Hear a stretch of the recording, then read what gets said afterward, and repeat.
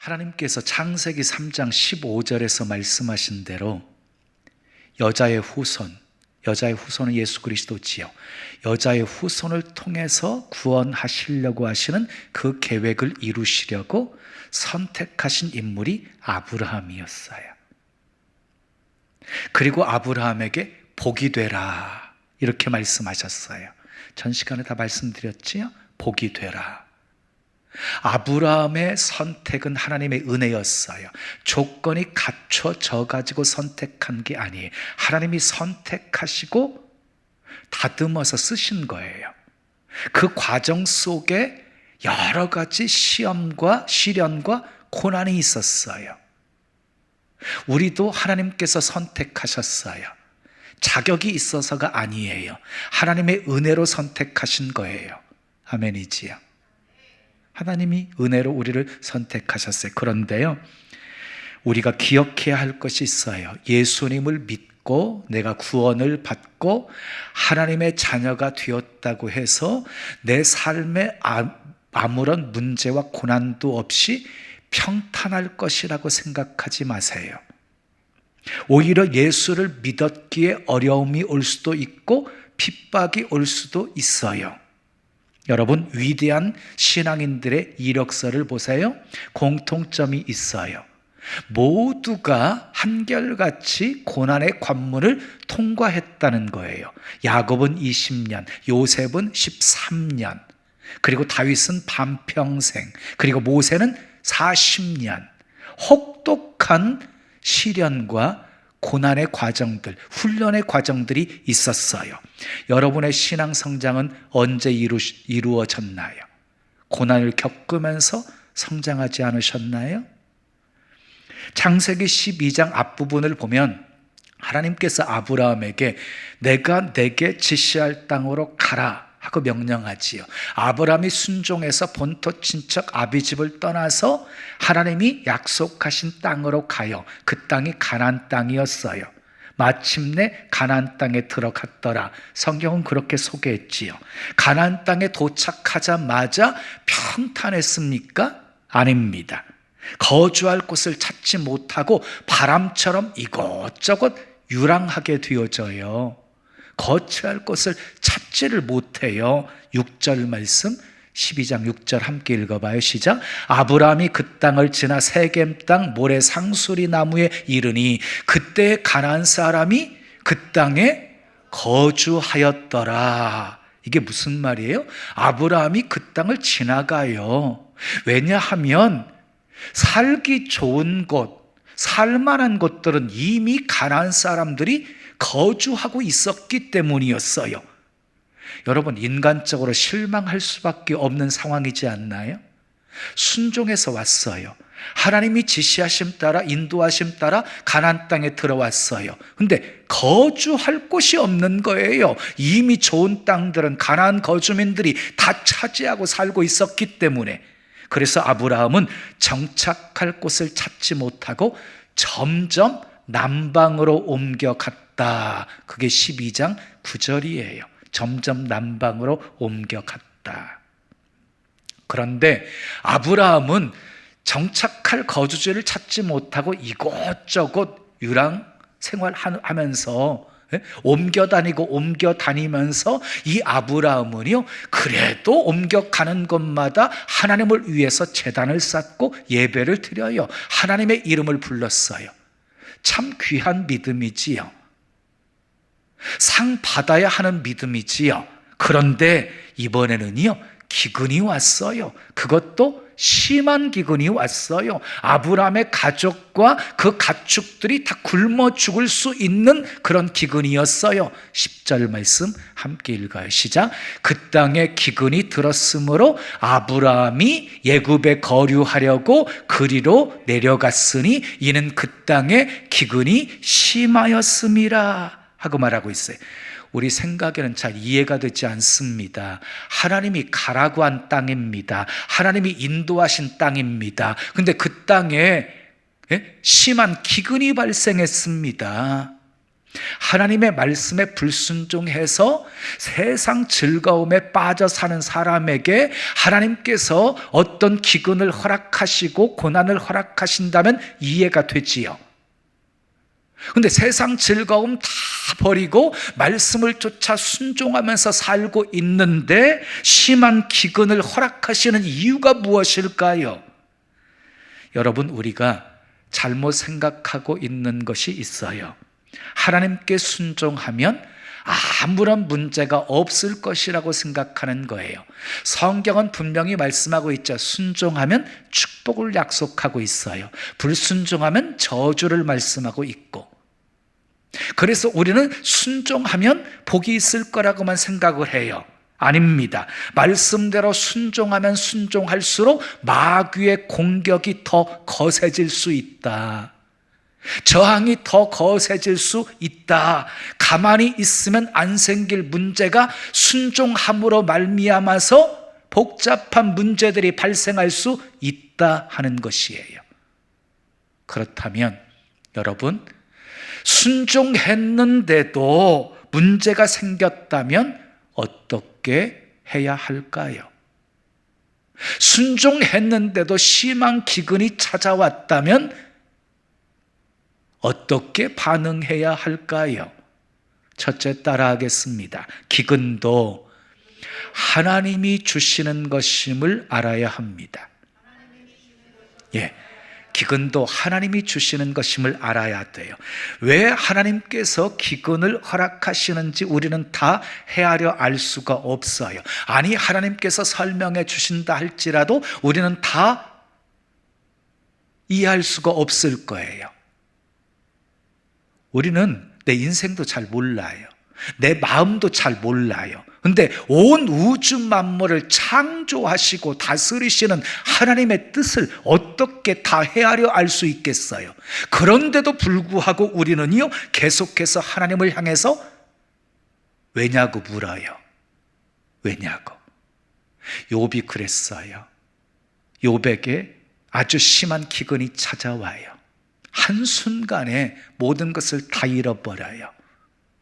재산도 잃어버리고 사랑하는 자녀들도 잃어버리고 거기다가 건강까지 잃어버리게 되어져요. 매일매일 고통의 시간들을 보내게 되어져요. 남은 것은 오직 생명 하나밖에 없었어요.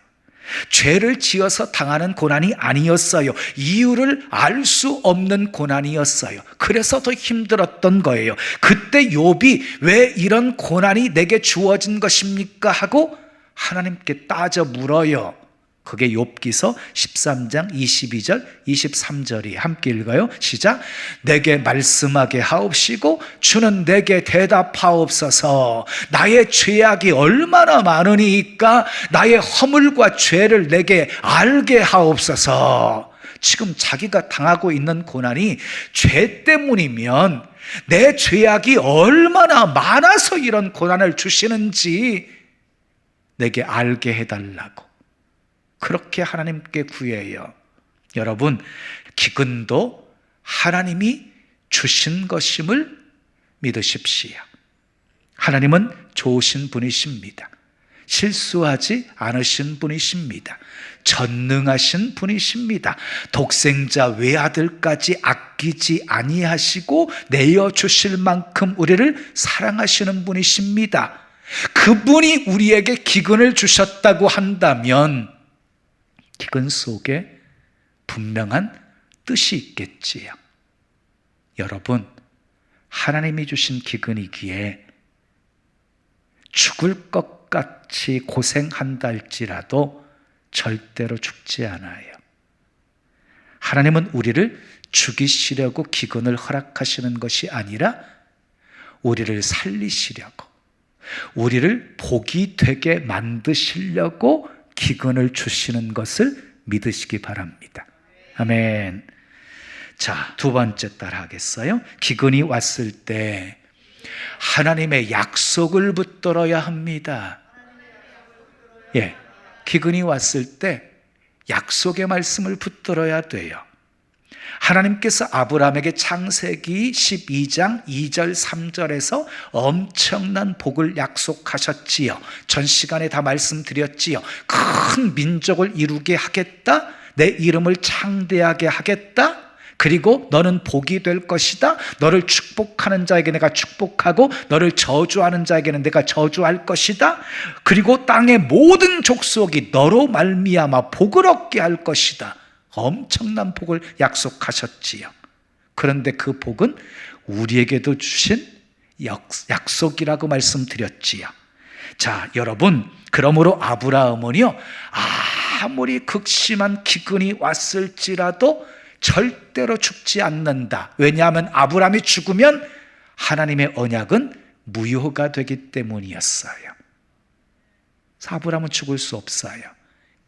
기근은 우리 힘으로 해결할 수가 없어요. 우리가 애쓰고 노력한다고 해서 기근이 사라지는 것 아니에요.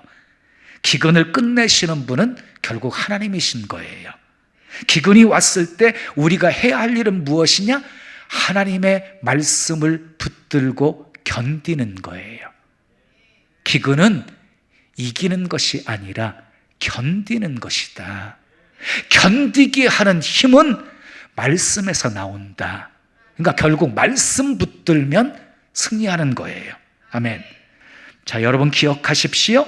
육신의 기근이 아무리 심해도 말씀 붙들면 반드시 승리합니다. 절대로 쓰러지지 않습니다. 아멘. 시편 119편 50절은 이렇게 말씀합니다. 이 말씀은 나의 고난 중의 위로라. 주의 말씀이 나를 살리셨기 때문이니이다. 그랬어요. 말씀은요, 고난 중에 우리를 위로해 줘요. 경험해 보셨나요? 잘 박힌 못처럼 말씀 한 구절이 내 심령에 박히잖아요. 그러면 그 말씀이 얼마나 내게 힘이 되고 소망이 되고 위로가 되는지 몰라요. 말씀은 나의 고난 중에 위로가 되어져요. 그러니까 결국 견디게 하는 힘이 말씀에 있는 거예요. 그러니까 결국 말씀이 나를 살리는 것이에요. 기근이 찾아왔습니까? 생명 걸고 말씀 붙드세요. 아멘. 그러면 승리해요. 세 번째 따라하겠습니다. 기근이 왔어도 약속의 땅을 떠나면 안 됩니다. 기근이 왔어도 약속의 땅을 떠나면 안 돼요. 10절 말씀 다시 읽겠어요. 시작. 그 땅에 기근이 들었으므로 아브라함이 예굽에 거류하려고 그리로 내려갔으니 이는 그 땅에 기근이 심하였음이라 그랬어요. 기근이 왔을 때 절대로 해서는 안 되는 일이 있어요. 약속의 땅을 떠나서 예굽으로 내려가면 안 돼요. 예굽은 세상을 의미하는 것이에요. 기근이 왔을 때 믿음의 공동체를 떠나서 교회를 떠나서 세상으로 가면 안 된다는 것이에요. 여러분 기억하세요. 반드시 기근은 지나간다. 반드시 기근은 끝나는 날이 있다. 죽을 것 같은 고생을 해도 결코 죽지 않는다. 죽더라도 약속의 땅에서 죽겠습니다. 이런 믿음으로 약속의 땅에 머물러야 합니다. 그러면 삽니다. 예수도 보세요. 죽으면 죽으리라 했을 때 죽지 않고 살았던 것처럼. 여러분 기억하십시오. 기근이 왔을 때 목숨 걸고 약속의 땅을 지키면 나만 사는 것이 아니고 모두가 삽니다. 그런데 약속의 땅을 떠나서 세상으로 나가게 되어지면 나만 고통받는 것이 아닙니다. 내 가족도 고통받고 내 주변의 사람들도 고통받습니다. 나만 쓰러지는 것이 아닙니다. 모두가 쓰러집니다. 자, 아브라함이요, 가나안 땅에서 떠날 때, 약속의 땅에서 떠날 때 영원히 떠난 거 아니에요. 예굽에 거류하고 살 때 영원히 예굽에서 살려고 한 것 아니에요. 10절 말씀처럼 예굽에 거류하려고 했을 뿐이에요. 거류하려고 했다는 말은 무슨 말이냐면요, 기근이 지나갈 때까지 잠시 머물려고 했다는 거예요. 근데 그 잠시가 아니었어요. 여러분, 룻기서 1장을 보면은요, 약속의 땅 베들레헴에 흉년이 들었어요. 그래서 기근이 찾아왔어요. 엘리멜렉과 나오미가 약속의 땅을 떠나가지고 모압 땅으로 가게 되어져요. 영원히 그곳에 살려고 간 것이 아니에요. 잠시 머물려고 간 거예요. 그래서 룻기서 1장 1절을 보게 되어지면 모압 지방에 가서 거류하였는데, 잠시 머물려고 간 거예요. 근데 잠시가 10년이 흘러가 버렸어요. 그러면 10년 동안 이 나오미의 가정에 어떤 일이 생겼어요? 엘리멜렉 남편이 죽었어요. 두 아들 말론과 기론이 죽었어요.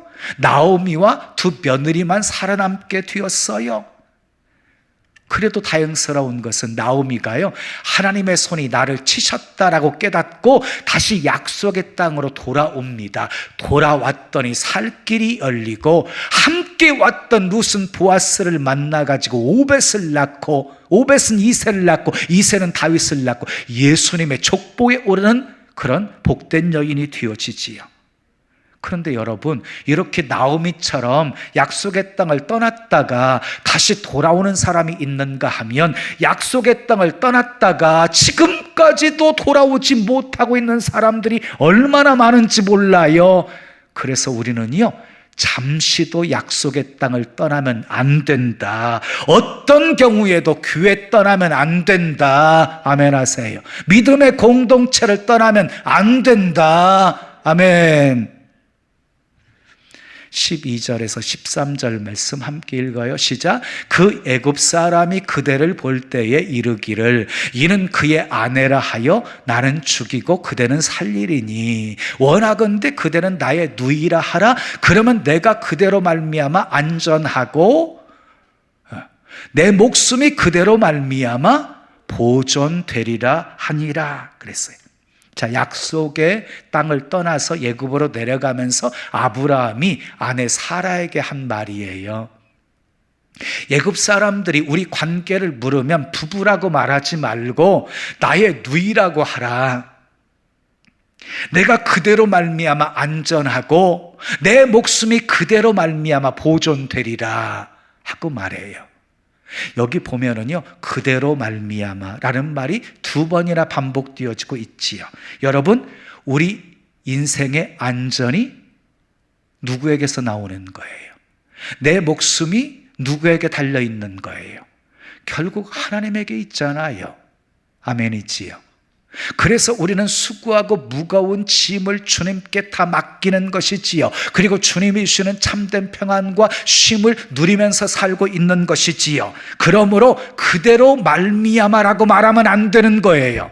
하나님으로 말미암아 내가 안전하고 내가 보존되리라, 이렇게 말해야 되는 거예요. 아멘. 이어지는 14절 15절 말씀이 있겠어요? 시작. 아브라함이 애굽에 이르렀을 때에 애굽 사람들이 그 여인이 심히 아리따움을 보았고 바로의 고관들도 그를 보고 바로 앞에서 칭찬함으로 그 여인을 바로의 궁으로 이끌어 들인지라 그랬어요. 애굽 사람들이요, 사라를 보고 너무 이쁘다고 칭찬을 했어요. 그때 아브라함이 이 사람은 내 아내입니다라고 말하지를 못해요. 왜? 누이라고 속였기 때문에. 여러분 기억하세요? 한 번의 거짓말은 그 다음에는 돌이킬 수 없게 만들어요. 그 다음은 통제할 수가 없게 만들어요. 한 번의 거짓말이 아브라함의 인생을 생각지도 못한 방향으로 몰아가고 있어요. 바로가 사라를 후궁으로 삼으려고 사라를 궁으로 드립니다. 그리고 바로가 아브라함에게 양과 소와 노비와 나귀와 낙타를 주면서 후대합니다. 혼수에 해당하는 선물까지 아브라함이 받았습니다. 누이라고 했으니 바로 왕이 데려가도 뭐라고 말할 수가 없었습니다. 자기 꾀에 자기가 넘어간 거예요. 그런데 여러분, 이것은 단순히 아브라함의 문제만이 아니었다. 아브라함의 부부 사이의 그런 문제만이 아니었다 하는 거예요. 여자의 후손인 예수 그리스도를 통한 놀라운 하나님의 구원 역사가 이루어지는데 차질이 생기는 문제였다. 근데 감사하게 다행스럽게 아브라함의 이야기가 여기서 끝나지 않아요. 하나님께서 사라의 일로 바로와 그의 집에 재앙을 내리셔요. 17절 말씀 함께 읽어요. 시작. 여호와께서 아브라함의 아내 사라의 일로 바로와 그 집에 큰 재앙을 내리신지라 그랬어요. 여러분, 전 시간에 말씀드렸지요. 하나님이 아브라함에게 너는 복이 되라 하고 말씀했잖아요. 그러면 아브라함은 어디를 가든지 복이 되어야 되잖아요. 복덩어리가 되어야 되잖아요. 그런데 지금 이 아브라함은 복이 아니라 예굽의 재앙이었어요. 재앙. 그리고 바로 왕에게 책망까지 들어요. 18절 19절 함께 읽어봐요. 시작. 바로가 아브라함을 불러서 이르되 네가 어찌하여 나에게 이렇게 행하였느냐? 네가 어찌하여 그를 내 아내라고 내게 말하지 아니하였느냐? 네가 어찌 그를 누이라 하여 내가 그를 데려다가 아내를 삼게 하였느냐? 바로 왕에게 책망을 들어요. 여러분 기억하세요? 교회와 그리스도인들이 정체성을 잃어버리게 되어지잖아요. 그러면 세상이 교회를, 그리스도인들을 책망하고 비난하는 거예요. 지금의 상황이잖아요. 그러나 아브라함은 하나님의 은혜로 무사히 애굽에서 나오게 되어져요. 19절 하반절에서 20절까지 함께 읽어요. 시작. 네 아내가 여기 있으니 이제 데려가라 하고 바로가 사람들에게 그의 일을 명하매 그들이 그와 함께 그의 아내와 그의 모든 소유를 보내었더라 그랬어요. 바로 왕이 사례를 아브라함에게 돌려주었을 뿐만 아니라 아브라함의 가족과 그의 모든 소유를 예굽에서 나가게 내보내 주었다는 것이에요. 여러분, 하나님은 아브라함을 버리지 않았어요.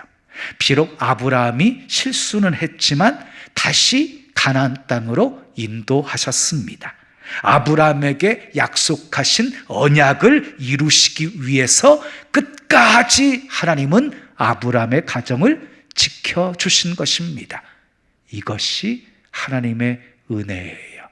사랑하는 여러분, 약속의 땅을 떠나 애굽 땅에 머물러 있습니까?